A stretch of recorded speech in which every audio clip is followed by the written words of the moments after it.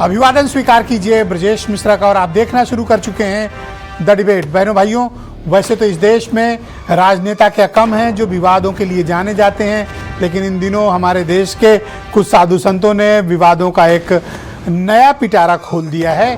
कभी वो हिंदू मुसलमान की बात करेंगे तो कभी पाकिस्तान की। जगत गुरु रामभद्राचार्य जी का एक बयान इन दिनों बहुत विवादों में है, चर्चा में है। उसका समर्थन भी हो रहा है, उसकी आलोचना भी हो रही है। उन्होंने कहा पश्चिम उत्तर प्रदेश मिनी पाकिस्तान बन गया है। क्या वाकई में ऐसा है?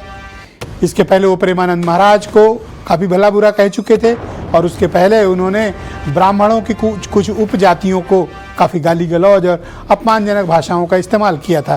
तो रामभद्राचार्य जी ऐसा क्यों कर रहे हैं? क्या उनकी जो बातें हैं वो जायज़ हैं या फिर वो नाजायज़ और गलत बातें कर रहे हैं? आज हम इसी विषय की चर्चा करने वाले हैं। बहनों भाइयों, रामभद्राचार्य जी का एक स्टेटमेंट इन दिनों बहुत ज़्यादा वायरल हो रहा है। उन्होंने कहा कि पश्चिम उत्तर प्रदेश मिनी पाकिस्तान हो गया है। भारतीय जनता पार्टी के 8 साल से अधिक शासन को उन्होंने पश्चिम उत्तर प्रदेश के मिनी पाकिस्तान में बदलने का ऐलान कर दिया। ये अपने आप में बहुत चौंकाने वाला है। वैसे रामभद्राचार्य जी भारतीय जनता पार्टी की नीतियों का समर्थन करते हैं, लेकिन पता नहीं किन्हीं कारणों से वो दोनों सरकारों को घेरते हुए कह रहे हैं कि पश्चिम उत्तर प्रदेश मिनी पाकिस्तान बन गया है। ऐसा उन्होंने क्यों कहा, ये अपने आप में गंभीर बात है जिस पर चर्चा होनी चाहिए।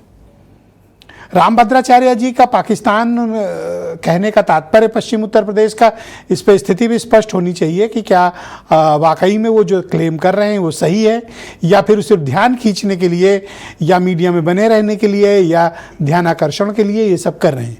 वैसे बड़े प्रख्यात संत हैं, उन्हें मीडिया में इस तरह के बयान विवादों में आने के लिए कोई ज़रूरत नहीं। वैसे उनके बड़े लाखों प्रशंसक, फॉलोअर्स, महिलाएँ और पुरुष सब हैं।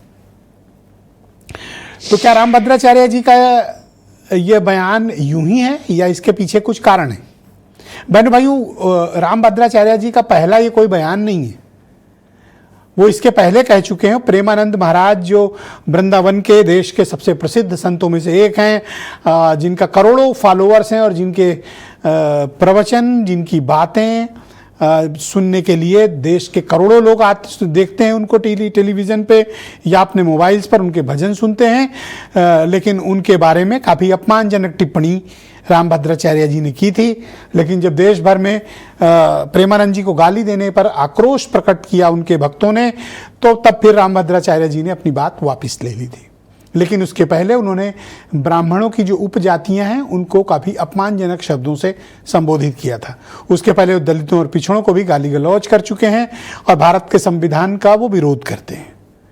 हिंदू समाज के बहुत ही जाने माने संत हैं, बड़े प्रकांड विद्वान हैं। उनको वेद, निषद, उपनिषद, रामायण, गीता कंठस्थ है। ऐसा विद्वान बड़ी मुश्किल से मिलता है जिसको इतनी जानकारी हो, इतना ज्ञान हो धर्म के बारे में। लेकिन उनके जो बयान हैं वो उनके ज्ञान से ज़्यादा चर्चा में रहते हैं।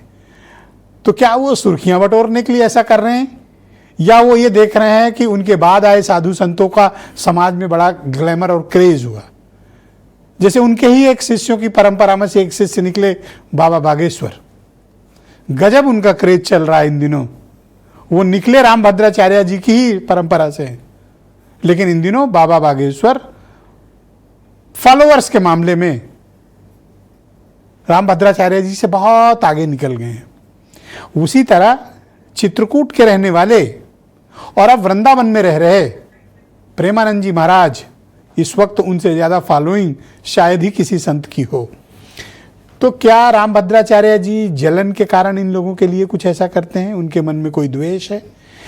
और उन्होंने मिनी पाकिस्तान क्यों कहा पश्चिम उत्तर प्रदेश को? क्या वहाँ मुसलमान अधिक हैं इसलिए? बहनों भाई, पश्चिम उत्तर प्रदेश में मुसलमान उतने नहीं हैं जिसके लिए वो मिनी पाकिस्तान जैसे शब्दों से नवाजे। लेकिन कुछ एक ज़िले हैं जहाँ पर मुसलमानों की संख्या काफ़ी है। लेकिन इस तरह का उनका स्टेटमेंट ये हैरत में डालता है। क्यों? क्योंकि वो भारतीय जनता पार्टी के करीबी संतों में से एक हैं और दिल्ली में 11 साल से और उत्तर प्रदेश में 8 साल से अधिक से भारतीय जनता पार्टी की बहुमत वाली नेतृत्व वाली सरकार है। वो किस पर उंगली उठा रहे हैं, ये एक गंभीर प्रश्न है। और रामभद्राचार्य जी कोई सामान्य संत नहीं है, जैसा कि मैंने बताया वो एक बड़े संत हैं। और उनको सुनने, मानने और पालना करने वाले लोग भी बहुत हैं। तो क्या वो ऐसे बयान ध्यानाकर्षण के लिए करते हैं? ऐसे बयान के पीछे के कारण क्या हैं और उनका उद्देश्य क्या है, वो चाहते क्या हैं? आज हम इस विषय पर चर्चा करने वाले हैं। और सिर्फ वही नहीं, कई और साधु संत हैं जो इस तरह के विवादित बयान देते हैं, जैसे अनिरुद्धाचार्य। इन दिनों तो एक 15-20 दिन से कम हुआ है उनका, वरना वो हर हफ्ते एक ऐसी बातें करते थे जो मीडिया की सुर्खियां बनती थी। कहीं उनकी आलोचना होती थी तो कहीं उनकी बड़ाई होती थी, पर विवादों में ही रहना इन लोगों को खूब आता है। तो अब इनका कंपटीशन किससे है? हमारे नेताओं से, क्योंकि उनको खबरों पे मिलने वाले स्पेस पे इन साधु संतों ने विवादों के कारण कब्जा कर लिया है। तो इनका मुकाबला वहां है। तो वो कुछ बयान सुने, फिर आज की डिबेट आगे बढ़ाएं। आज हिंदुओं पर बहुत संकट है, बहुत संकट है। अपने ही देश में हम हिंदू धर्म को उतना न्याय नहीं दे पा रहे हैं। पश्चिमी उत्तर प्रदेश में आकर लगता मानो ये मिनी पाकिस्तान है, ऐसा लगता है। हम ऐसा नहीं होने देंगे, जो कुछ हो जाए। रामभद्राचार्य जी सबकी निंदा करते हैं। तुलसीदास जी महाराज ने रामचरितमानस में लिखा है, सब कर निंदा जे नर करहीं, ते चमगादड़ होई अवतरहीं। तो सबकी निंदा करने से चमगादड़ की योनि में जाना पड़ता है, ये बात तुलसीदास जी महाराज कह रहे हैं। और उन्हीं तुलसी जी के नाम पे पीठ बना करके बैठे हुए रामभद्राचार्य जी सबकी निंदा कर रहे हैं। पूज्यपाद जगत गुरु रामभद्राचार्य जी ने जो कहा बिल्कुल सच कहा। मैंने 15-20 साल पहले ये बात कही थी, जो आज पूज्यपाद रामभद्राचार्य जी को कहने की नौबत आई। मिनी पाकिस्तान नहीं, जो रेशो पाकिस्तान के अंदर हिंदुओं का हो रहा है, वही स्थिति पश्चिमी उत्तर प्रदेश में। पश्चिमी उत्तर प्रदेश की डेमोग्राफी बहुत तेजी के साथ चेंज हो रही है। हिंदुओं में तो एक बेटा है भाई, एक बेटी है, इनके यहाँ तो 30-40 है। अच्छा, धर्मगुरु कहाँ से आएंगे? धर्मगुरु भी तो वही करेंगे जो सरकार चाहती है। भाई धर्मगुरु भी वही कह रहे जो सरकार चाह रही। इस तरह के बयान नहीं देना चाहिए। अगर कोई मुस्लिम धर्मगुरु इस तरह के बयान दे दे तो उसके खिलाफ कार्रवाई होगी। नहीं, महाराज जी को इस तरह के बयान नहीं देने चाहिए।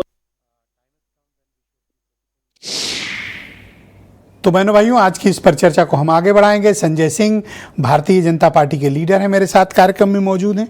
मनीष हिंदवी कांग्रेस कमेटी के प्रवक्ता, कर्नल शरद शरण समाजवादी पार्टी के प्रवक्ता हैं, हाजी हसन जाने माने स्कॉलर हैं इस्लामिक कम्युनिटी के, वो हमें ज्वाइन करेंगे। जगत गुरु राम दिनेश आचार्य जी मेरे साथ इस कार्यक्रम में मौजूद हैं, और नरेंद्र पवार संयोजक हैं हिंदू संघर्ष समिति के, और वीरेंद्र सिंह जी हमारे स्टेट हेड। आप सभी का स्वागत और धन्यवाद इस कार्यक्रम में शिरकत करने के लिए। सबसे पहले मैं राम दिनेशाचार्य जी से बात करना चाहता हूं। आपका स्वागत गुरुजी। बहुत मैं आपसे एक बात जानना चाहता हूं कि जो बयान दिया है रामभद्राचार्य जी ने, क्या आप उससे सहमत हैं, या वो इस तरह के बयान उन्होंने ऐसे ही दे दिए? दूसरा, इस तरह की बातें करना इस देश में कि फला पाकिस्तान हो गया है या मिनी पाकिस्तान हो गया है, ये क्या सही बात है? और क्या साधु संतों को ऐसा बोलना चाहिए? देखिए, मुझे लगता है कि रामभद्राचार्य जी महाराज ने जो बात कही है, कहीं ना कहीं वो उनकी चिंता है। और जैसे कि अभी संभल की जो रिपोर्ट आई थी, जहां पर ये दिखाया गया है कि हिंदुओं की संख्या लगातार वहां पर कम होती जा रही है। और एक तथ्य तो हमें ये मानना ही पड़ेगा कि जिस प्रकार से 5 विवाह करके और 25-30 बच्चे पैदा हो रहे हैं, तो कहीं ना कहीं एक प्रकार की ये समस्या है। हम इसको मिनी पाकिस्तान नहीं कह सकते हैं। हाँ, हम ये जरूर कह सकते हैं कि हिंदू भी अपनी संख्या बढ़ाएं। लेकिन दूसरी बात यह है कि जब जनसंख्या का विस्फोट जिस देश में हो रहा हो, मुझे लगता है चाहे वो हिंदू हो चाहे वो मुस्लिम हो, इस देश को अगर बचाना है तो हमें जनसंख्या के विस्फोट को रोकना होगा। और एक कड़े कानून की आवश्यकता है कि 2 बच्चे या जिसका भी मानक सरकार तय करे, उस मानक पर लोग बच्चों को पैदा करें, बच्चों को बढ़ाने का कार्य करें। रामभद्राचार्य जी महाराज ने जो बात कही है, मुझे ये लगता है कि जनसंख्या नियंत्रण की बात को अलग ढंग से कहा जाना चाहिए था, और वो सबके लिए होना चाहिए। मैं एक बात यहाँ आपके चैनल के माध्यम से कहूंगा कि केवल ये हिंदू और मुस्लिम जनसंख्या वाली हिंदू बात पर मुस्लिम मैं आपकी सहमत हूं। मैं ये जानना चाहता हूं कि रामभद्राचार्य जी तो बीजेपी के करीबी संतों में गिने जाते हैं, प्राइम मिनिस्टर के भी नज़दीक दिखते हैं, वो चीफ मिनिस्टर्स के भी नज़दीक दिखते हैं। तो क्या वो इन पर इल्ज़ाम लगा रहे हैं कि इनके सत्ता में रहते हुए पश्चिम उत्तर प्रदेश मिनी पाकिस्तान बन गया है? नहीं, मुझे नहीं लगता है, क्योंकि संत किसी पार्टी का नहीं होना चाहिए। संत तो मैंने सबके साथ करीबियत होता है। वर्ड का इस्तेमाल किया सर। मैं समझ रहा हूं, संत सर्व समाज का होता है। मुझे लगता है कि जो भी संत के पास जाए तो वो उसका सम्मान करते हैं, पर मुझे ये नहीं लगता है कि उन्होंने किसी के ऊपर आरोप लगाया है। उन्होंने अपनी एक चिंता व्यक्त की है, और ये साधु केवल मुझे लगता है एक समाज और एक वर्ग का नहीं होता है, सर्व समाज का होता है।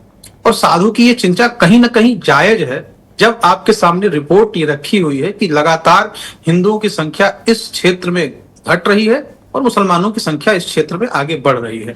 तो आप क्या मुझे लगता चाहते हैं कि सरकार को इस पर कोई एक्शन लेना चाहिए उनके बयान के आधार पर, या फिर इस मामले में कुछ नहीं करने की आवश्यकता है?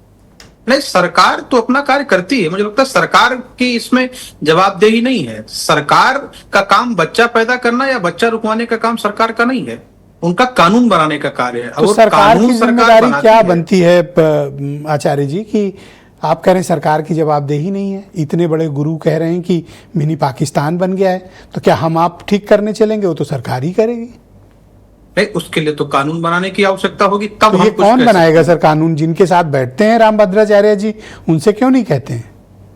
नहीं, वो सरकार है, वो उनका व्यक्तिगत मामला है कि उनके साथ बैठते हैं और कितनी बातें उनकी मानी जाती हैं, कितनी नहीं मानी जाती हैं, और किसी एक व्यक्ति के कहने पर कानून बन सर जाएगा। मैंने मुझे देखा लगता है उनकी बात रामभद्राचार्य जी की, मुलायम सिंह जी उनकी बात बहुत मानते थे। वो चीफ मिनिस्टर थे, फोटो खींचते थी, खूब बैठ के बातें होती थी।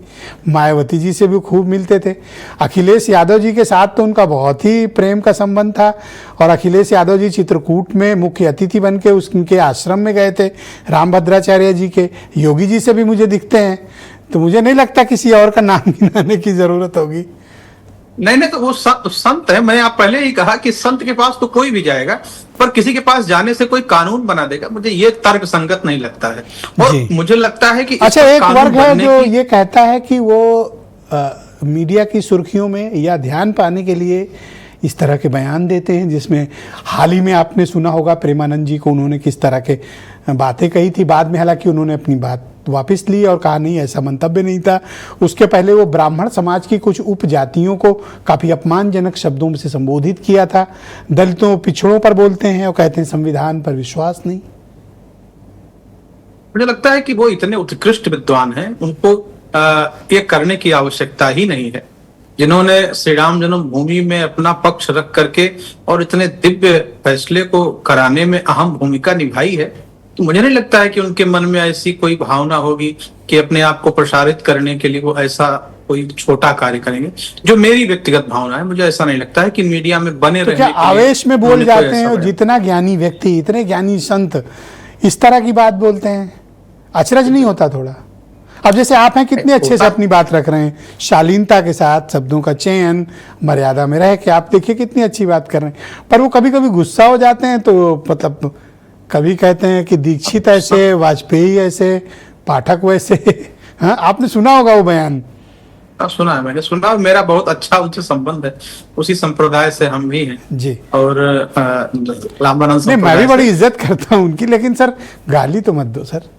हाँ, गाली देने का अधिकार किसी को नहीं, पर एक बात यह है कि हमारे समाज के बड़े बुजुर्ग हैं, और मुझे आप जानते हैं कि थोड़ा सा जो है कोई कुछ बात बातें नहीं। अगर ऐसी हो जाती हैं तो हमको उनका सम्मान करना चाहिए। ऑलराइट, बहुत धन्यवाद आपका। कृपया हमारे साथ बने रहिएगा। मैं बीजेपी के नेता संजय सिंह जी को आमंत्रित करता हूं। संजय भाई, आप मुझे बताइए कि क्या वाकई में पश्चिम उत्तर प्रदेश मिनी पाकिस्तान बन गया है?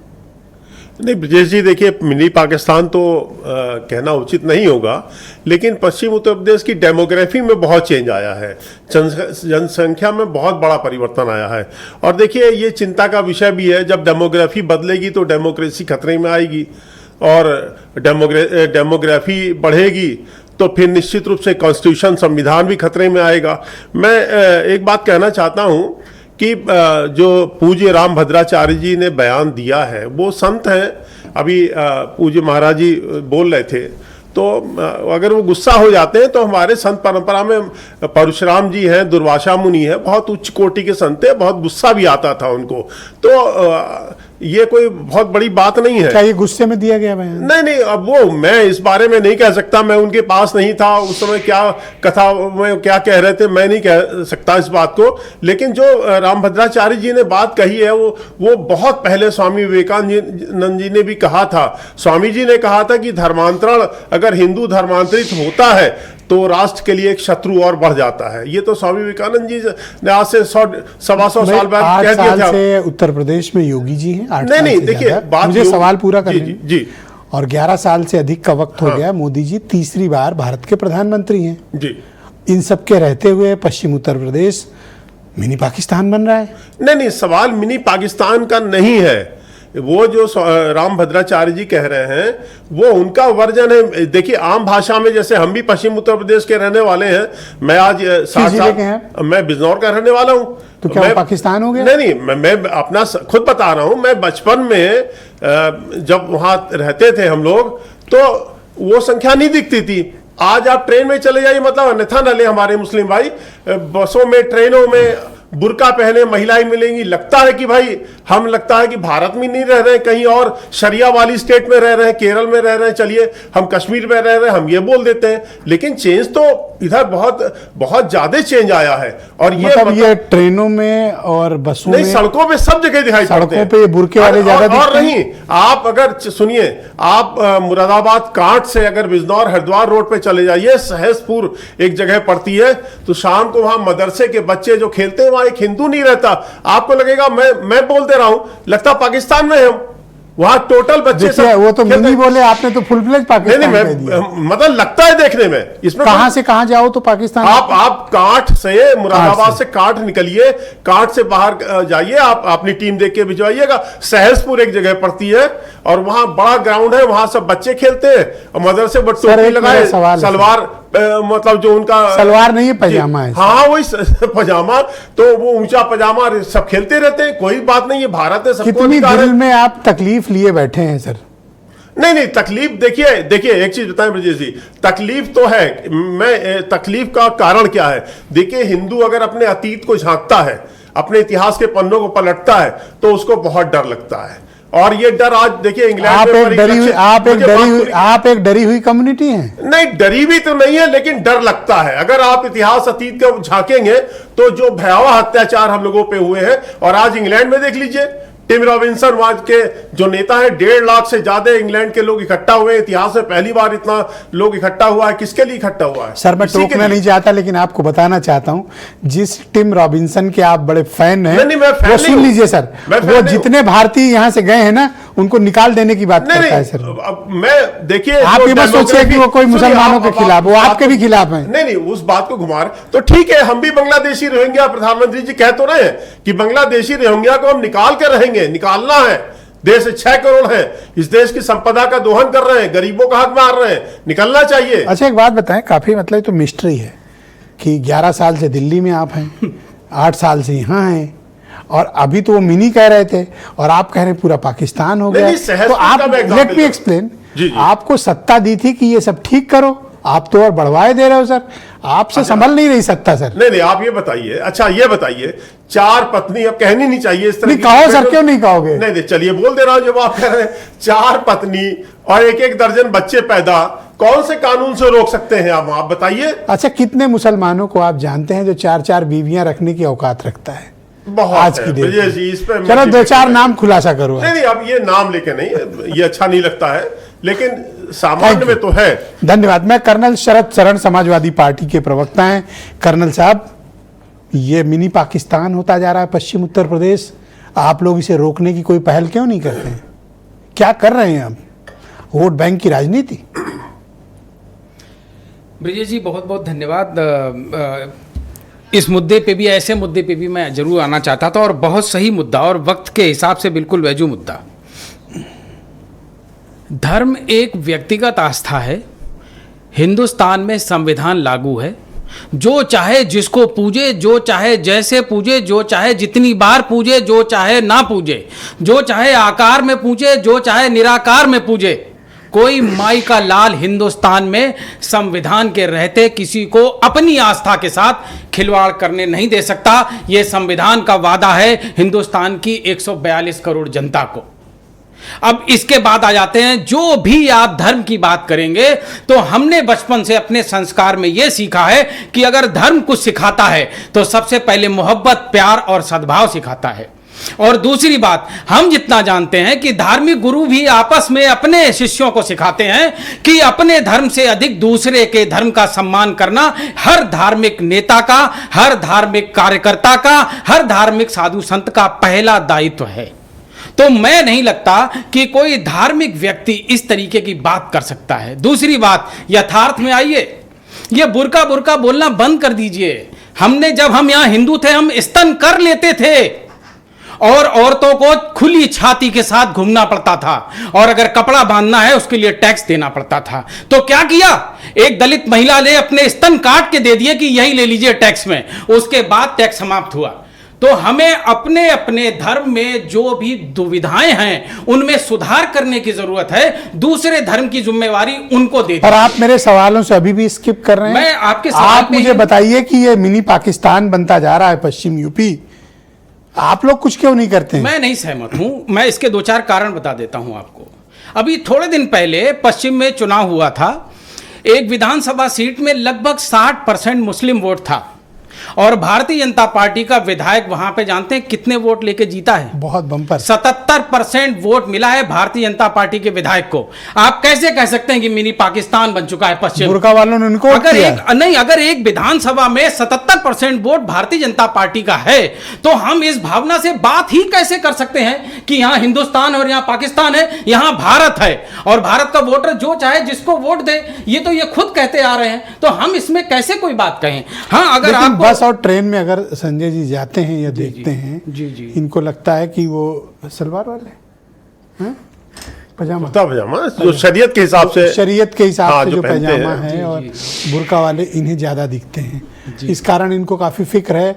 ये एक उदाहरण भी दे रहे हैं, कांट से लेके जब बिजनौर जाते हैं, नहीं, हरिद्वार वाली रोड पे, तो इनको लगता है मिनी नहीं पूरा पाकिस्तान है। मैं बाबा साहेब अम्बेडकर का बार बार नमन करते हुए धन्यवाद देना चाहूँगा, पुनः धन्यवाद देना चाहूँगा इस बात के लिए कि भारत का संविधान एक और परमिशन देता है, जो चाहे खाइए, जैसे चाहे खाइए, जितनी बार खाइए, जो चाहे पहनिए, जितनी बार पहनिए, जैसे पहनिए, जो चाहे बोलिए, जिस तरह से बोलिए, जहां बोलिए, जितनी बार बोलिए। यह संविधान ने दिया है। जिनकी हम बातें कर रहे हैं उन्होंने खुला मीडिया में बोला है कि हम मनुस्मृति के समर्थक हैं। क्या मुझे आपको यह बताने की जरूरत है कि मनुस्मृति में 4 वर्णों पे क्या क्या विशेष अधिकार हैं और किन लोगों पे क्या क्या विशेष जिम्मेवारियां हैं? बहुत लंबा हो जाएगा, मैं वहां नहीं जाऊंगा। जहां पर अछूत माना जाता हो लोगों को, जहां पे उनके तो जीवन का अधिकार ना हो। असहमत हैं उन्होंने जो स्टेटमेंट दिया? देखिए, ये सब राजनीति का हिस्सा है। समाजवादी लोक कल्याण की राजनीति करते हैं। समाजवादी लोक नेताजी के अच्छे 30 सेकंड और दीजिएगा। मुझे पता है इस पटल पे समय बहुत मैनेज करना आपके लिए दुविधा है। नहीं, मेरे लिए कोई दुविधा नहीं, आप लगातार बोल रहे हैं। एक बात मैं कहना चाहता हूं। जी, मुझे ध्यान है, मैंने अभी क्लेम भी किया और बताया भी, एविडेंस कहेंगे दे दूंगा। नेताजी जब मुख्यमंत्री थे, रामभद्राचार्य जी अक्सर 5 कालिदास में देखे जाते थे। अखिलेश जी तो चल के खुद उनके आश्रम गए थे मुख्य अतिथि बन के। जी, मैं जवाब दूं इसका? Yes please. नेताजी, और मैं राम दिनेशाचार्य जी से पूछवा सकता हूं नेताजी, अगर आपको कोई कंफ्यूजन। जी, मैं अभी क्लियर कर देता हूं। नेताजी हनुमान जी को बहुत मानते थे। अखिलेश जी और उनकी धर्मपत्नी दुर्गा माता के पूरे सारे फास्ट रहते हैं, और महादेव का एक बहुत बड़ा इटावा में मंदिर बनवा रहे हैं, और प्रेमानंद महाराज और अलगड़ानंद महाराज के लिए विशेष स्नेह रखते हैं, विशेष सम्मान रखते हैं। और किसी भी साधु संत के लिए जो साधु संत चरित्र, व्यवहार और बात और बर्ताव का हो, उसका भी सम्मान करते हैं। अरे मैं कहना क्या चाह रहा हूं, आप यही नहीं समझे। मैं आप ला रहा हूं, मैं उसी पे आ रहा हूं। गिरधर मिश्रा जी जौनपुर से चले, चित्रकूट पहुंचे, उन्होंने बहुत मेहनत की, और कोई बात नहीं, और दृष्टि दोष के बावजूद, तो कोई बात मुझे कह लेने दीजिए, दृष्टि दोष के बावजूद बहुत शिक्षा ली। लेकिन धार्मिक संत से ये अपेक्षा है कि सद्भाव की बात करें। समस्या ये है कि एक दिव्यांग यूनिवर्सिटी चला रहे हैं, एक मालिश वाले महाराज शाहजहांपुर में है, उनकी यूनिवर्सिटी अभी मिली है, और वो मेडिकल कॉलेज का सपना देख के चल रहे हैं चित्रकूट में। उनकी राजनीतिक मजबूरियां हैं, भारतीय जनता पार्टी जो उनसे बुलवाएगी उनको बोलना पड़ेगा। सर, आप जब वर्तमान सत्ता में परिस्थिति होते हैं, संतों की और राम कथावाचकों भद्राचार्य की जी आपके भी उतने ही करीब होते हैं, आपको तो कहना ही नहीं चाहिए। हम सबका सम्मान करते हैं। आज आप कुछ भी बोलो। वाणी में, विचार में, व्यवहार में शुद्धता की अपेक्षा है और होनी भी चाहिए। कांग्रेस कमेटी के प्रवक्ता मेरे साथ मौजूद है। मनीष जी, ये तो बड़ी चिंता की बात है कि डेमोग्राफी बड़ी तेजी से पश्चिम उत्तर प्रदेश में बदल रही है, और एक पर्टिकुलर हिस्सा, ऐसा राम भद्राचार्य जी कह रहे हैं कि वो तो मिनी पाकिस्तान बन गया है, ये तो नेशनल सिक्योरिटी को थ्रेट है। ये जो डेमोग्राफी बदल रही है, ये आंकड़ा राम भद्राचार्य जी कहाँ से लेकर आए? पहला सवाल तो ये उठेगा, पहला सवाल, क्योंकि 1881 के बाद से हर 10 साल पे सेंसस हो रहा था, और इस सरकार ने पहली बार 2021 में सेंसस यानी जनगणना नहीं कराई, जबकि कोरोना 22 में ख़त्म हो गया था। कुछ छुपाना चाहती थी तभी जनगणना नहीं कराई। फिलहाल जो सरकारी आंकड़े हैं वो मैं आपके सामने रख दूं। जो टोटल फर्टिलिटी रेट है, जिससे ये पता चलता है कि जनसंख्या कितनी बढ़ रही है, वो मुसलमानों में सबसे तेज घट रही है। 1992 में 4.4 थी, 2015 में 2.6, और 2019 से 21 के बीच में जो नेशनल फैमिली हेल्थ सर्वे का 5वां राउंड हुआ है, उसने बताया 2.36। ये किसका डेटा लाए हैं? ये नेशनल फैमिली हेल्थ सर्वे का डेटा है ये। भारत सरकार? जी, उन्होंने वो तो जनगणना तो नहीं कराई, साइट से लेके आए हो। नेशनल फैमिली हेल्थ सर्वे 5वां राउंड है, उसको आप दिखवा लीजिएगा। तो ये तो अब सवाल मैं उस पर भी आ रहा हूं, मैं सारी बातों पर आ रहा हूं। तो सरकारी आंकड़े, हालांकि इन्होंने वो नहीं कराया, लेकिन इनकी अपनी जो नेशनल फैमिली वो ये बता रही है कि उनका जो TFR है बहुत तेज है, 2.1 पे रिप्लेसमेंट लेवल होता है। NFS का डेटा है जी, national family health survey round 5 का 19 से 21 का डेटा है, 2.36 का। ठीक है, उनका TFR बहुत तेज गिर रहा है, और बहुत जल्दी मुझे लगता है इस बार जब जनगणना के आंकड़े आएंगे तो वो जो स्टेबलाइजेशन लेवल, रिप्लेसमेंट लेवल है 2.1 का, उस पर आ जाएगा। ठीक, तो पहला तो ये जो राम भद्राचार्य जी के आश्रम में या भाजपा के IT कार्यालय में तो ये डेटा होता नहीं है, डेटा तो सरकारी है और सबके बीच में होता है, तो डेटा तो कुछ और कह रहा है, पहली बात।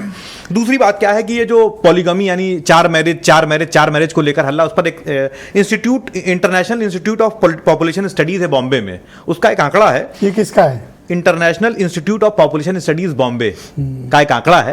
वो कहता है जो पॉलीगमी है यानी बहु मैरिज वाला सिस्टम है, वो हिंदुओं में 1.3% है, मुसलमानों में 1.9% है, और अदर्स यानी जिसमें क्रिश्चियंस और बाकी सब धर्म आ जाएंगे, बौद्ध आ जाएंगे, उसमें 1.6% है। यानी एक बात तो स्पष्ट हो गई कि पॉलीगमी सिर्फ और सिर्फ मुसलमानों में नहीं है, अन्य जातियों में भी है। सभी के मुकाबले उनके यहाँ अधिक है, थोड़ा सा ज्यादा है, और अन्य में 1.6 है। और हमारे यहाँ सबसे ज्यादा ST में है, क्योंकि हमारे यहाँ शेड्यूल्ड ट्राइब्स में बहुत सारी ऐसे कबीले हैं जहां पर एक से ज्यादा शादी करने का अधिकार है, तो वो भी लगातार घट रहा है। जो नए आंकड़े आए, अब सबसे मजेदार बात देखिए, नेशनल फैमिली हेल्थ सर्वे ने ये पॉलीगमी पर इनिशियल राउंड्स में कराया सर्वे, लेकिन जब फाइनल रिपोर्ट पब्लिश की तो उसमें इस डेटा को नहीं दिया।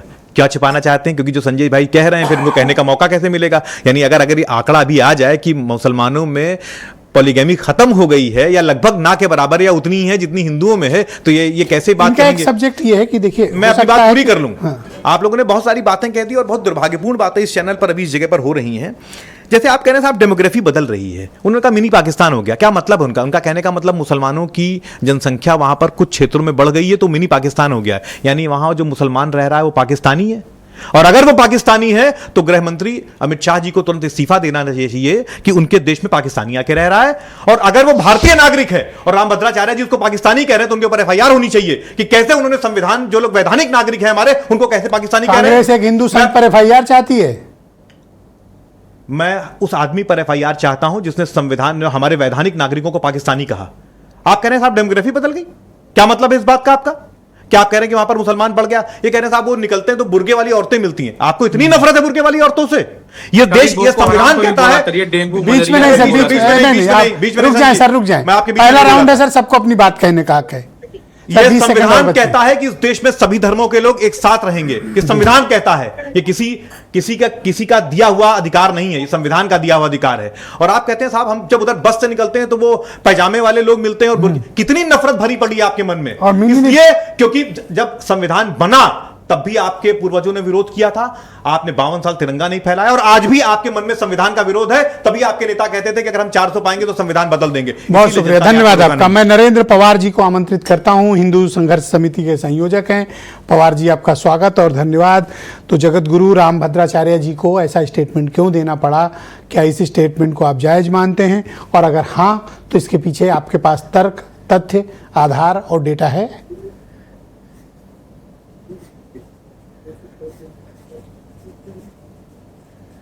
पवार जी, आप सुन पा रहे हैं मुझे? जी जी, आ रही आवाज। तो आप बताएं कि रामभद्राचार्य जी के स्टेटमेंट के पीछे के आप कारणों को क्या मानते हैं? नहीं, ऐसे कैसे पाकिस्तान बन जाए? पाकिस्तान ऐसे नहीं बनने का। हाँ, कोई ऐसी स्थिति परिस्थिति है। हाँ, संत है हमारे, बड़े संत है, उनका सम्मान करते हैं। उन्होंने अपना कुछ पिछली जो कुछ गतिविधि है देखी है वेस्ट यूपी में। पाकिस्तान क्रिकेट में जीतता है तो यहाँ पे कुछ लोग बाहर निकल के पाकिस्तान के झंडे फहराते हैं, और अगर भारत हारता है तो मिठाई बांटते हैं। और जैसे धर्मांतरण के बड़े सिंडिकेट हमारे जनपद मुजफ्फरनगर के पुलिस से मौलाना कलीम सिद्दीकी जी, उसमें पकड़े गए थे। बड़ा रैकेट था धर्मांतर का, हजारों की संख्या में धर्मांतरण हुआ था मुजफ्फरनगर जनपद से और अन्य कई स्टेट से। तो योगी जी की सरकार आने के बाद 2017 के बाद यहाँ पे बड़े स्तर पे से जो राष्ट्र विरोधी ताकतें थी, धर्म विरोधी ताकतें थी, उनके खिलाफ बड़ी कार्रवाई हुई, बड़े बड़े सिंडिकेट पकड़े गए। अब स्वामी जी ने जो कहा वो कुछ पूर्व की परिस्थितियों को देखकर ऐसी कोई बात कही है, लेकिन यहाँ हिंदू संगठन भी पूरी यूपी में सक्रिय है जनपद में। ऐसे थोड़े पाकिस्तान बनने देंगे यहाँ पे। तो क्या उन्होंने हड़बड़ी में आके, आवेश में आके कोई एक ऐसी बात कह दी जिसको आपको लगा कि ये अनुचित बात है? आबादी बेतहाशा बढ़ी है, बड़े तेजी से यहाँ पर इनकी जनसंख्या बढ़ी है, हिंदुओं की जनसंख्या कुछ घटी है, लेकिन ऐसा नहीं है कि यहाँ पर कोई पाकिस्तान जैसा कोई स्थिति नहीं। ओके, तो आप ये मानते हैं कि रामभद्राचार्य जी को इस तरह का स्टेटमेंट नहीं देना चाहिए था? नहीं, उन्होंने पूर्व में कई बार ऐसी स्थिति हुई कि जैसे पाकिस्तान के समर्थन में, उधर फिलिस्तीन के समर्थन में कई जनपदों में ऐसा हुआ है कि वहां जुलूस के रूप में भीड़ निकल के आई है। तो वो सभी स्थितियों को देखते हुए उन्होंने अपने विचार रखे, उनके विचार है, लेकिन ऐसा नहीं है।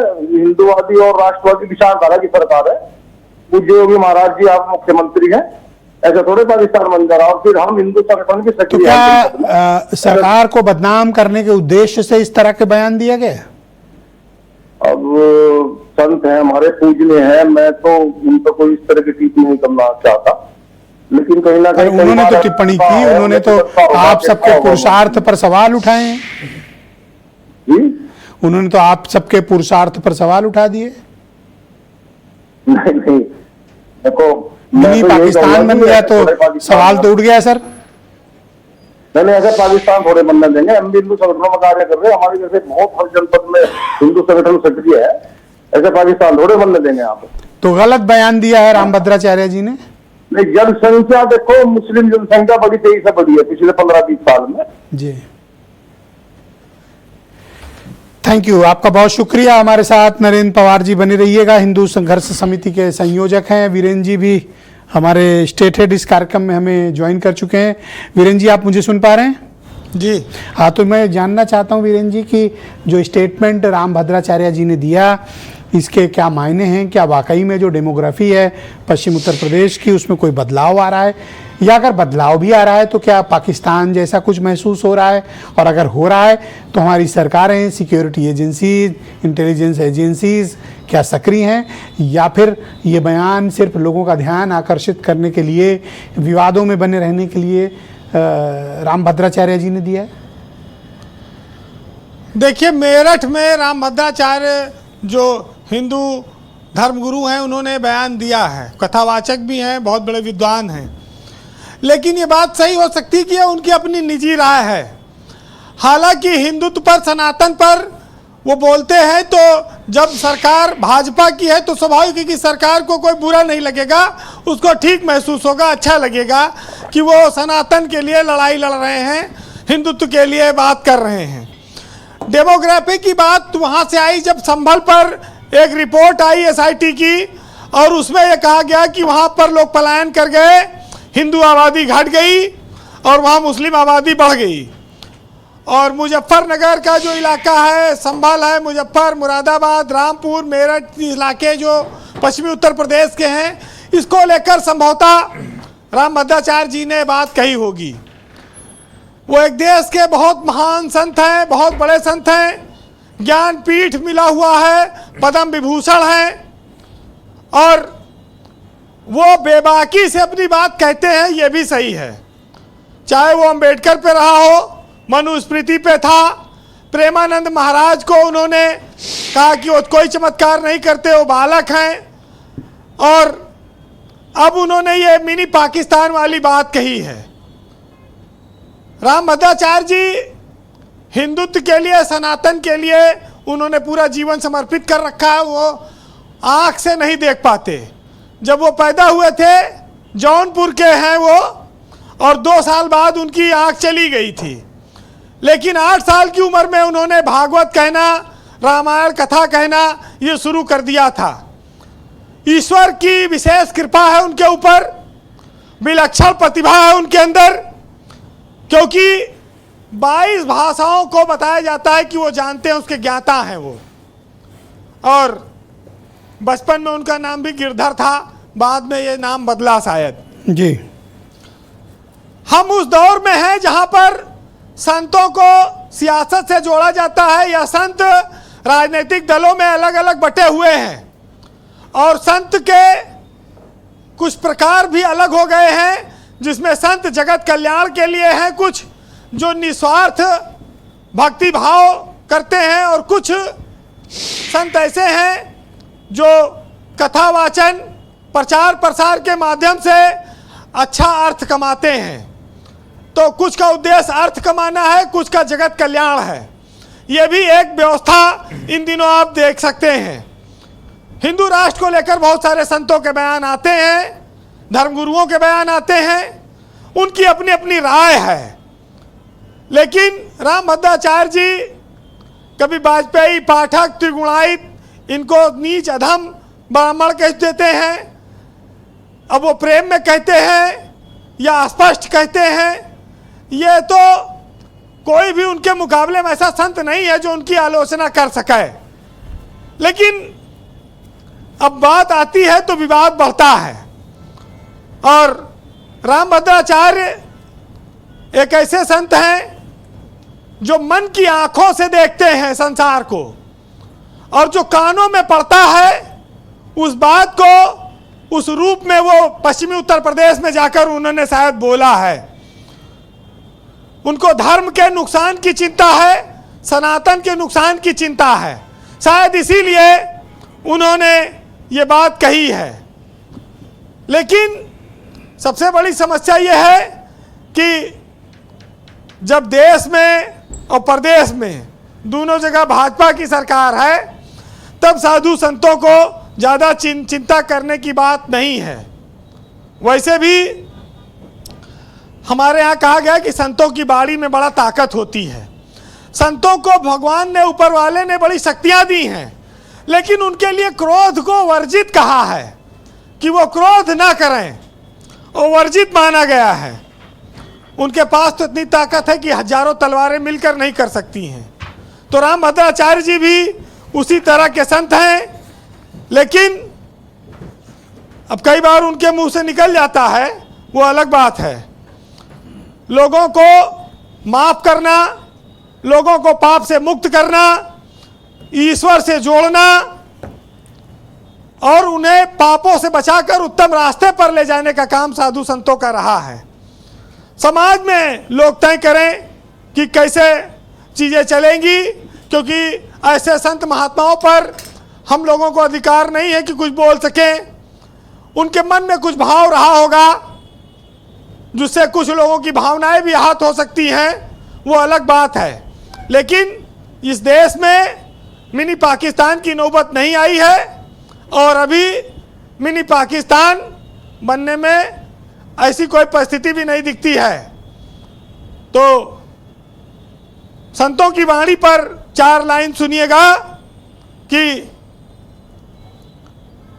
चलता चाक कुम्हार का मिट्टी ले आकार, और एक घड़े में भर रहा जीवन का सब सार। जी जीवन का सब सार नहीं तू समझा प्राणी, और घट घट में है राम सुनो संतों की वाणी। और कहती जय सुन धाम धरा तब तक रहता, और जीवन का यह चक्र सदा ऐसे ही चलता। जी बहुत शुक्रिया वीरेंद्र जी, आपका बहुत बहुत धन्यवाद। आपने बहुत इंसाइट रिपोर्ट हम सबको उपलब्ध कराई है, सभी पहलुओं पर आपने विस्तार पूर्वक जानकारी डाली। आपका बहुत शुक्रिया, धन्यवाद। बहनों भाइयों, इस परिचर्चा का दूसरा चरण प्रारंभ करते हैं। जगत गुरु राम दिनेश आचार्य जी मेरे साथ इस कार्यक्रम का हिस्सा हैं। आचार्य जी, मैं आपसे जानना चाहता हूं कि डिबेट के प्रथम चरण में कुछ मुद्दे अपोजिशन की तरफ से भी और हमारे पत्रकार वीरेंद्र जी ने भी, हमारे स्टेट हेड ने भी ये प्रस्तुत किए। आपकी इस पर सहमति है अथवा असहमति है, लेकिन विपक्ष इस मामले में देख रहा है कि राजनीति हो रही है? नहीं, मुझे एक दो बातों से असहमत हूँ। जैसे भी हमारे कांग्रेस के प्रवक्ता बोल रहे थे कि इस प्रकार के बयान नहीं होना चाहिए, पर हिंदुओं के प्रति इस प्रकार के बयान आते हैं जब इनको डेंगू मच्छर, मलेरिया, बोको हराम आतंकवादी, भगवा आतंकवाद कहा जाता है। मुझे लगता है कि तब भी इस पर मुखर होकर के बोलना चाहिए। राजनीति का अर्थ ये नहीं, हमें ये तय करना होगा कि हमको विरोध किसका करना है। हमको संविधान की बात जब हम करते हैं कि अधिकार संविधान ने दिया है, सब इतनी जोर से उसको बोलते हैं जैसे लगता है कि किसी एक वर्ग का संविधान है। देश में रहने वाले प्रत्येक व्यक्ति का संविधान है ना। जितने दावे के साथ आप संविधान पर दावा करते हैं, उतना ही अधिकार हम लोगों का भी संविधान पर है, क्योंकि हम लोग पहले देश के नागरिक हैं, फिर उसके बाद में साधु, महात्मा, कोई नेता, कोई पत्रकार, जो जिसकी दृष्टि है। तो सबसे पहली बात यह है कि हमें यह समझना होगा, इस बात को जानना होगा कि हमें विरोध किसका करना है। हमें सनातन का विरोध करना है, हमें मनुस्मृति का विरोध करना है। अभी हमारे सपा के प्रवक्ता कर्नल साहब कह रहे थे कि मनुस्मृति का ऐसा लिखा है। मनुस्मृति को ना तो पढ़ा गया ना तो समझा गया। हाँ, मनुस्मृति की व्याख्या अपने अपने हिसाब से अलग अलग की गई। जिस प्रकार से हम मनुस्मृति को, जिस प्रकार से और हम लोगों को मनुवादी कह करके और समाज में ऐसी दृष्टि के साथ देखा जाता है कि लगता है कि हम लोगों ने कितना बड़ा पाप कर दिया है। ये विखंडन खड़ा करके, देश को अस्थिर करके अगर हम राजनीति प्राप्त भी कर लेते हैं, वो कौन सी राजनीति होगी? हम उसको किस तरफ ले जाना चाहते हैं? हमें ये निश्चित करना होगा कि हमें भारतीय जनता पार्टी का विरोध करना है या हमारे जो मान्य बिंदु हैं, जो हमारे धर्म है, हमारे शास्त्र हैं, हमारी जो परंपराएं हैं, उसका हमें विरोध करना है। इनमें जब तक दोनों में अंतर तय नहीं होगा, मुझे लगता है तब तक हम देश को अस्थिर करने के सिवा और कुछ नहीं कर सकते हैं। दूसरी बात यह है, मुसलमानों की संख्या लगातार बढ़ रही है। कश्मीर अभी कह रहे थे कि सबका अधिकार है, सब रहेंगे, कौन क्या कहेगा, कौन क्या करेगा, कौन क्या बोलेगा। ओबीसी जैसे लोग भी तो इस देश में बोल रहे हैं ना, क्या बोल रहे हैं। अगर ये अधिकार सबको प्राप्त हो जाएगा तो मुझे नहीं लगता है कि देश जिस प्रकार से हम बड़े गर्व के साथ कहते हैं कि हिंदू, मुस्लिम, आपका बहुत धन्यवाद आचार्य जी, आपने बड़े इंसाइट बातें प्रस्तुत की और काफ़ी लॉजिकल आपने रहने की कोशिश की। आपका बहुत शुक्रिया। मैं बीजेपी के लीडर संजय सिंह जी को आमंत्रित करता हूं। संजय जी, आप डिबेट के पहले चरण में जो क्लेम कर रहे थे, जो दावा कर रहे थे, जो NFHS का डेटा है जो सरकार के नियंत्रण में है, वो आपके दावों की, आपके आधार की, आपके तर्कों की पुष्टि नहीं करता। देखिए, हमारे मित्र हिंदवी साहब अब जो आंकड़े लेके आए, मैं उसमें बहस नहीं करना चाहता, जो लेकिन हाथ कंगन को आरसी किया, जो आंखों से दिखता है उसको आप डिनाई नहीं कर सकते। मैं उससे बड़ा आपके सामने सर्वे रख देता हूं। पीयू रिसर्च का एक सर्वे अभी आया है दुनिया में, मतलब इंक्लूडिंग भारत। किसका है? Pew research, PEW। ये किस कौन है? ये अमेरिकन एजेंसी है। पीयू रिसर्च का जो सर्वे आया है, क्योंकि दुनिया में क्रिश्चियंस करीब 200 उसके आसपास हैं, और ये क्या कहते हैं 19 बिलियन के आसपास इनकी आबादी हो रही है मुसलमानों की। उन्होंने बताया उस सर्वे में कि नंबर 2 पे ये आ गए 190 190 उसके आसपास पहुंच गई आबादी। तो ये तो जगजाहिर है, देखिए आपकी मजबूरी आप डिनाई करेंगे। दूसरी बात, मैं हमारे जो समाजवादी मित्र हैं कर्नल साहब, उनकी दो बात पे मुझे बहुत बड़ी आपत्ति है। इन्होंने कहा स्तन काट दिए जाते थे। कर्नल साहब, ये कौन सी किताब है जो आप लोग लेके आते हैं, बार बार यही करते हैं दलितों के? आप कभी मनुस्मृति की बात करते हैं, मैं स्तन काटने की बात कर रहा हूं। ये हाईली ऑब्जेक्शनेबल है। कौन सी किताब आप लोग लेफ्टिस्ट की किसकी पढ़ते हैं?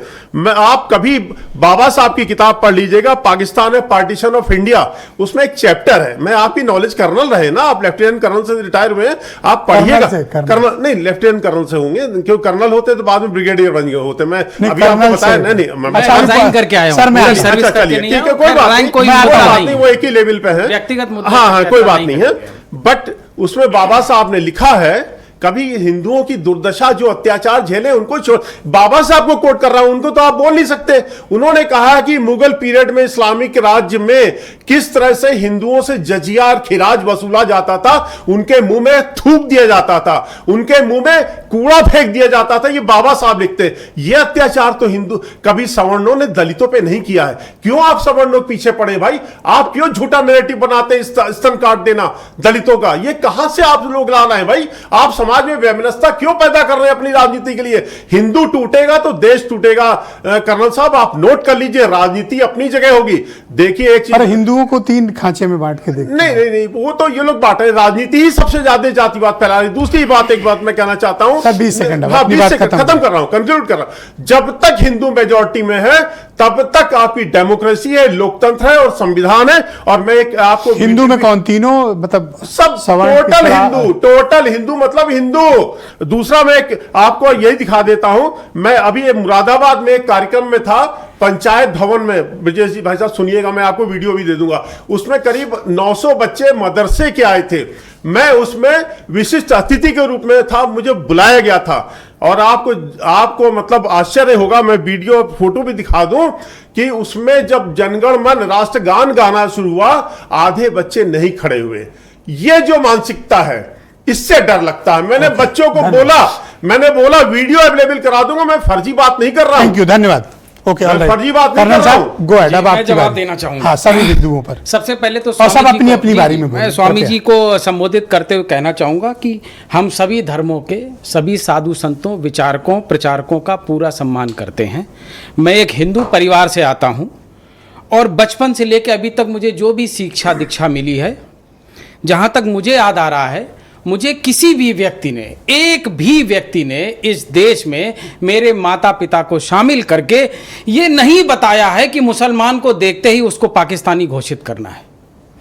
अगर कोई भी व्यक्ति इस देश का मुसलमानों की संख्या घटी बढ़ी, वो डेटा अलग है, उससे ही बोलता हूं, तो उसको ये नहीं कह सकते हैं कि पाकिस्तानी बहुत बढ़ रहे हैं। मुझे लगता है किसी धर्म की इससे अधिक बेइज्जती और किसी की देशभक्ति की भावना की इससे अच्छी बेइज्जती नहीं हो सकती। जब अब्दुल हमीद अकेला टैंक लेके घुस जाता है, पाकिस्तान के 14 टैंक गिराता है, जब मेरे दाहिने और बाएं कंधे एक फौजी खड़ा होता है, तो मैं उसकी जाति धर्म नहीं पूछता हूं। और स्वाभाविक है, बहुत बार मेरे बगल में अब्दुल खड़ा होता है, तो क्या मैं उससे कहूं थोड़ा दूर खड़े हो पाकिस्तानी, क्योंकि हो सकता है तुम मुझे मार दो? यह किसी व्यक्ति की देशभक्ति के साथ आघात है, कम से कम हमारे संस्कारों में नहीं है। दूसरी बात, हमें अपने परिवार में और घर में सिखाया गया है, हिंदू मुस्लिम सिख ईसाई सभी के प्रति सम्मान की दृष्टि से देखिए, और सम्मान अगर पाना है तो हिंदू धर्म सिखाता है कि पहले सम्मान दें और तब अपेक्षा करें। एक आखिरी बात, भारतीय जनता पार्टी ने फर्जी राष्ट्रवाद और धार्मिक नफरत 2 एजेंडों पे चुनाव लड़ा। 2024 में उनके धार्मिक एजेंडा और नफरत की राजनीति को समाप्त किया है। और ऑपरेशन सिंदूर के बाद जो मोदी जी ने चीन जाकर के और भारत पाकिस्तान का दुबई में मैच कराया है, तो मैं उन शहीदों की आत्माओं की तरफ से बद्दुआ देता हूं इस भारतीय जनता पार्टी की सरकार को कि अगर आप फौज और शहीदों को और पहलगांव की बेटियों के सिंदूर का सम्मान करे, भारतीय जनता पार्टी की सरकार आपके दामाद खेलने गए और दिल्ली से मुक्त आपके दामाद तो मेरी मां बेटियों के सिंदूर को बेच सकते हैं। रिंकू सिंह नेता, क्या बात करते हैं? ऐसे नेता देश में नहीं चाहिए। हमारी माताओं, बहनों और बेटियों का सिंदूर जो लहू में बहते थे, वो या तो जम गया है या थम गया है या बह गया है। अर्थ थैंक यू, हमारे धन्यवाद। अंदर हमारे मनीष जी, अंदर आप सिंदूर शांत नहीं हो बहता जाए। है, मनीष हमारे जी, अंदर लहू बहता है। और राम दिनेशाचार्य जी ने शहीदों का कुछ माँ, मुद्दे बहन, बेटियों आपके के लिए मान रेज सम्मान किए का पूरा सम्मान कि करते जितनी हैं। तत्परता के साथ आप मुसलमानों से जुड़े मुद्दे का अपोज करते हैं, जैसी भाषा और जितना एग्रेशन जैसी बॉडी लैंग्वेज आपकी हो जाती है, वो जब हिंदुओं का प्रकरण आता है तो आप में वो पार्ट उनको मिसिंग दिखता है। ये एक बड़ी लॉजिकल बात उन्होंने कही। मुझे लगता है तर्कों के जरिए आप उन्हें जवाब देना चाहिए। मुझे लगता है कि आपने सुना उनको? हाँ बिल्कुल, बहुत ध्यान से सुना मैंने उनको। मुझे लगता है कि वो एक तरफा बात कर रहे हैं, ऐसा कुछ नहीं है। हम लोग जो भी संविधान विरोधी है, जो देश विरोधी है, उसका विरोध करते हैं। जैसे अगर बाबा राम जी बागेश्वर कब से विरोधी हो गए? मैंने सुन नहीं पाया, क्या कर राम जी कब से विरोधी हो गए? आप क्या भगवान राम का विरोध किया है? नहीं, सर? राम के विरोधी तो है ही है। सर आप बोलने दो, आप बोलो अपनी अपने नैरेटिव में सेट करने की आदत पड़ गई है इन लोगों को। बात। आचार्य जी अब इनको बोल लें, इनकी पूरी बात सुन लें। बाबा बागेश्वर कहते हैं कि इसको हिंदू राष्ट्र बनाएंगे, तो क्या संविधान विरोधी स्टेटमेंट नहीं है ये?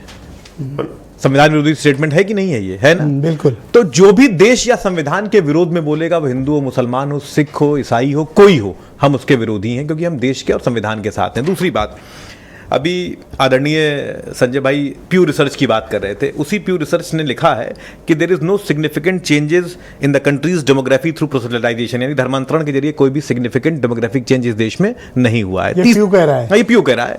और आप दोनों प्यू को सुनिए, मैं अभी तीसरी बात अभी तीसरी बात मैं कह रहा हूँ। चलिए मैं जवाब देता हूँ सर। अभी तीसरी बात है, उसके बाद हाँ, नहीं, एक मिनट, कुछ इंपॉर्टेंट बातें हैं। तीसरी बात, आप बात कर रहे थे जनगणमन की। अरे आरएसएस ने 52 साल अपने कार्यालय पर तिरंगा झंडा नहीं फहराया। आप क्या बात करेंगे राष्ट्रभक्ति की और देशभक्ति की और जनगणमन की और झंडे की? 52 साल नहीं फहराया आपने। नहीं खड़े हुए आप उनकी पहले नहीं कहता, वो गलत है, वो गलत है। उनके गलत को गलत कहना सीखिए। फिर वही बात, मैंने कहा वो गलत है तो है, राष्ट्रगान पर सबको खड़े होना चाहिए, लेकिन ये वो लोग हैं जिन्होंने 52 साल नहीं फहराया। चौथी और महत्वपूर्ण बात, सर खत्म, आप बाबा साहब की बात कर रहे थे।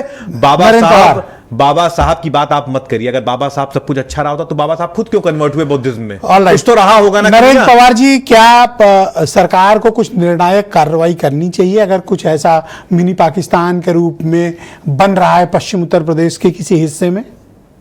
देखिए, उसमें तो मेरा ये मानना है कि 2014 में जैसे मोदी जी की सरकार आई थी और सभी ने सरकार बनाने में सहयोग किया था, जनता को उम्मीद ये थी कि जनसंख्या पे कानून आएगा, जनसंख्या नियंत्रण कानून इसका एक समाधान है, क्योंकि बेतहाशा जनसंख्या की बढ़ोतरी हो रही है।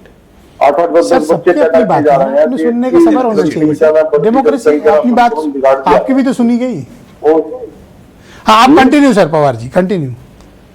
जी, तो मेरा तो मानना है कि सरकार को जनसंख्या नियंत्रण कानून लागू करना चाहिए और ये 2014 में हो जाना चाहिए था, क्योंकि यहाँ फर्क यही है कि मुस्लिम कई बच्चे पैदा करते हैं और हिंदू में एक या दो बच्चे हैं। यही कारण है, यही सब चिंता है। जैसे पूज्य महाराज जी ने भी चिंता व्यक्त की कि मिनी पाकिस्तान भविष्य की कोई चिंता उनकी समझ में आई, उनके ध्यान में आई, उन्होंने बात अपनी पूरा रखी। तो सरकार को इसमें जनसंख्या पर नियंत्रण करने तो आप कहते हैं कि इसका निपटने का सिर्फ एक तरीका है कि जनसंख्या नियंत्रण किया जाए, करेक्ट? हाँ, ओके, शुक्रिया। मैं आप सभी मेहमानों का बहुत धन्यवाद प्रकट करता हूं इस पर चर्चा में शामिल होने के लिए और पीसफुली अपना अपना पक्ष अपने अपने समय पर प्रस्तुत करने के लिए। बहनों भाइयों, आपका भी शुक्रिया बड़े सब्र के साथ ये डिबेट देखने के लिए। ब्रेक के उस पार आपको जीनत सिद्दीकी मिलेंगी जो बताएंगी कि राजभर जी का कल जन्मदिन था। जब अखिलेश यादव से पूछा गया कि बधाई देंगे तो उन्होंने कहा मैं उन्हें 100 रुपया दूंगा। जब ये खबर राजभर जी को पहुंची वो आग बबूला हो गए। उन्होंने कहा नहीं चाहिए 100 रुपया और नहीं चाहिए आपकी शुभकामनाएं। आप देखिए जीनत सिद्दीकी आपको विस्तार से रिपोर्ट पेश करने वाली है।